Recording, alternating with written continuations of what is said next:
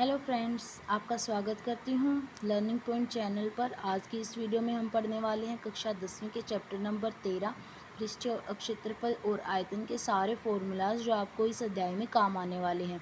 तो चलिए वीडियो को स्टार्ट करते हैं। तो वीडियो को स्टार्ट करने से पहले मैं आपको बता दूँ कि ये तो आपको पता ही होगा कि क्षेत्रफल जो होता है वो दो प्रकार का होता है। एक होता है पार्श्वपृष्ठीय क्षेत्रफल और एक होता है कुल क्षेत्रफल। जैसे कि आप कोई भी आकृति ले लो, बेलन ही ले लो, तो बेलन में मैं आपको वो समझा देती हूँ, ऐसे आपको अच्छे से एक्सप्लेन हो जाएगा, अच्छे से समझ में आ जाएगा।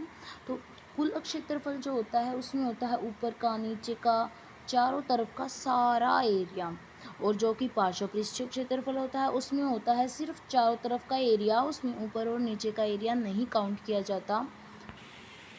अब ये तो हुआ क्षेत्रफल। अब आपको आयतन के बारे में भी पता होगा, किसी भी बर्तन के अंदर आप कितना पदार्थ को भर सकते हैं तो उसको हम उसका आयतन बोलते हैं।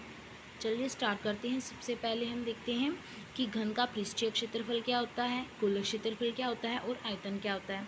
तो आपको पता होगा कि सबसे पहले पार्श्वपृष्ठीय क्षेत्रफल में आपको पता है कि इसके चारों तरफ का ये एरिया आएगा, उसमें ऊपर वाला और नीचे वाली ये सतह है, ये काउंट नहीं की जाएगी। तो इसका पार्श्वपृष्ठीय क्षेत्रफल हम लिखेंगे 4a², जिसमें इसकी प्रत्येक भुजा जो है a है। कुल पृष्ठीय क्षेत्रफल में हम ऊपर की सतह और नीचे की सतह दोनों को हम काउंट करते हैं। तो कुल पृष्ठीय क्षेत्रफल में आ जाएगा 6a²। आयतन होता है घन का a³। ए जो है वो साइड ऑफ क्यूब है, मीन्स घन की एक भुजा है। उसके बाद हम देखते हैं घनाभ। तो घनाभ में ये वाली जो ये वाली सतह होती है ये होती है लेंथ, ये वाली होती है हाइट और ये वाली होती है ब्रेथ, मीन्स लंबाई, ऊंचाई और चौड़ाई। तो चलिए अब इसके भी देख लेते हैं कि पार्श्वपृष्ठीय क्षेत्रफल क्या होता है, कुल क्षेत्रफल क्या होता है और आयतन क्या होता है। तो दोस्तों, घनाभ का पार्श्वपृष्ठीय क्षेत्रफल होता है 2h × l + b। कुल क्षेत्रफल होता है 2 × lb + bh + hl। और घनाभ का आयतन होता है lbh। दोस्तों, इसमें L जो है वो लेंथ है यानी कि लंबाई, B जो है वो ब्रेथ है यानी कि चौड़ाई और H जो है वो है ऊंचाई। चलिए इसके बाद हम शंकु का देख लेते हैं। तो शंकु में आपको बता दूं कि ये होती है H यानी कि ऊंचाई, ये होती है R और ये होती है L जिसको हम तिर्यक ऊंचाई बोलते हैं। चलिए अब इसके बारे में देख लेते हैं कि पार्श्वपृष्ठीय क्षेत्रफल क्या है, कुल क्षेत्रफल क्या है और आयतन। दोस्तों, शंकु का पार्श्वपृष्ठीय क्षेत्रफल होता है πr/l और इसका कुल पृष्ठीय क्षेत्रफल होता है πr/l और प्लस में इसको ऐड कर देंगे πr², क्योंकि ये तो हो गया इसका पार्श्वपृष्ठीय क्षेत्रफल πr/l। और अब इसका कुल क्षेत्रफल चाहिए तो इसके नीचे वाले एरिया को भी इसमें ऐड करना पड़ेगा। और ये आपको दिख रहा है एक सर्कल की तरह दिख रहा है, इसका क्षेत्रफल होता है πr²। तो इसको हम ऐड कर देंगे। ऐड करने के बाद देखो इसमें कॉमन चीज़ क्या नज़र आ रही है, पाई और आर। पाई और आर को हम इसमें कॉमन ले लेंगे तो उसके बाद यहाँ पे बच गया एल और प्लस में आर। तो ये हो गया इसका कुल क्षेत्रफल का फॉर्मूला। आप ऐसे सवाल को करोगे तो भी आपका आंसर राइट आएगा और ऐसे करोगे तो भी आपका आंसर राइट आएगा। तो अब बात करते हैं इसके आयतन की। इसका आयतन होता है 1/3 πr²h। दोस्तों, ये मैं आपको पहले ही बता चुकी हूँ कि आर जो है वो रेडियस है बेस की यानी कि आधार की त्रिज्या है, एच जो है वो ऊंचाई है हाइट और एल जो है वो इसमें स्लैंट हाइट है जिसको हम तिर्यक ऊंचाई भी बोलते हैं। अब बात करते हैं हम बेलन की। बेलन की आकृति कुछ ऐसे होती है, आपने घर में भी देखा होगा, इसको सिलेंडर भी हम बोलते हैं। तो इसमें आप देखिए कि ये होती है इसकी आर,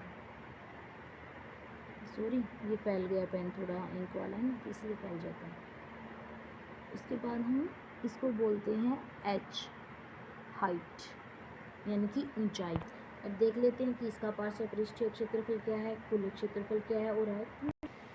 घनाभ का पृष्ठीय क्षेत्रफल होता है 2πr/h, 2πr/h। अब इसका कुल पृष्ठीय क्षेत्रफल देखो, ये हो गया पार्श्व पृष्ठीय क्षेत्रफल यानी कि इसके चारों तरफ का एरिया। और जब हम कुल पृष्ठीय क्षेत्रफल निकालते हैं तो इसमें ऊपर वाले और नीचे वाले दोनों के सर्कलों को ऐड करना पड़ता है, जिसमें से एक का होता है फॉर्मूला, आपको मैंने पहले भी बताया है, शंकु वाले का क्षेत्रफल का फॉर्मूला हम जो कर रहे थे πr²। तो इसमें एक नीचे वाला और एक ऊपर वाला, तो 2πr² हो गए।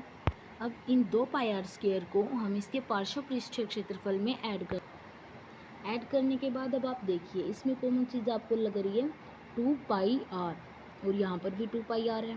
तो अब हम इसको 2πr को कॉमन कर लेंगे। अब कॉमन करने के बाद यहाँ क्या बच गया h, और यहाँ का बच गया r। तो ये हो गया इसका कुल क्षेत्रफल का फॉर्मूला। उसके बाद बात करते हैं आयतन की।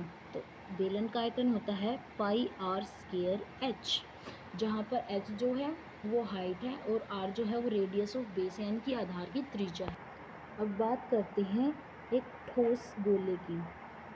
तो ये इसकी आकृति कुछ ऐसे होती है, इसको हम आर बोलते हैं। ये यहाँ से कहीं पे भी बना लो, ये सेम ही आएगी। अब बात करते हैं इसके पार्श्व पृष्ठीय क्षेत्रफल की, कुल क्षेत्रफल की और आयतन की। गोले का पार्श्व पृष्ठीय क्षेत्रफल होता है 4πr²। और देखो अब इसमें हम ऊपर का नीचे का हिस्सा कैसे ऐड करेंगे, ये तो ऐसे ही रहेगा, तो इसलिए इसके कुल क्षेत्रफल भी इतना ही होता है 4πr²। अब बात करते हैं इसके आयतन की। तो इसका आयतन होता है 4/3 πr³। आयतन जो होता है वो हमेशा क्यूब में ही आता है। अब बात करते हैं हम गोले की, अर्धगोले की। तो अर्धगोले की संरचना कुछ ऐसी होती है, ये होती है रेडियस की, यहाँ को मतलब ऐसे मैंने आपको पहले बताया कि ऐसे ही हर जगह से ये सेम होती है, इसका सेम ही मान होता है। तो चलो अब बात करते हैं इसके पार्श्व पृष्ठीय क्षेत्रफल की, कुल क्षेत्रफल की और आयतन की। तो इसका पार्श्व पृष्ठीय क्षेत्रफल देखिए, गोले का जो है पार्श्व पृष्ठीय क्षेत्रफल है 4πr²। तो अर्धगोले का हो जाएगा 2πr², क्योंकि अर्धगोला तो उससे आधा होता है ना। उसके बाद कुल पृष्ठीय क्षेत्रफल देखिए 3πr²। अब बात करते हैं इसके आयतन की। तो इसका आयतन होता है 2/3 πr³। देखिए गोले का जो आयतन था वो था 4/3, अब जो अर्धगोला है तो वो इससे आधा है ना, तो 2/3 आ गया। आशा करती हूँ कि आप सभी को समझ आ गया होगा अच्छे से। अगर आपको वीडियो पसंद आई हो तो प्लीज़ लाइक शेयर ज़रूर करें और चैनल को सब्सक्राइब करने न भूलें। Thank you friends.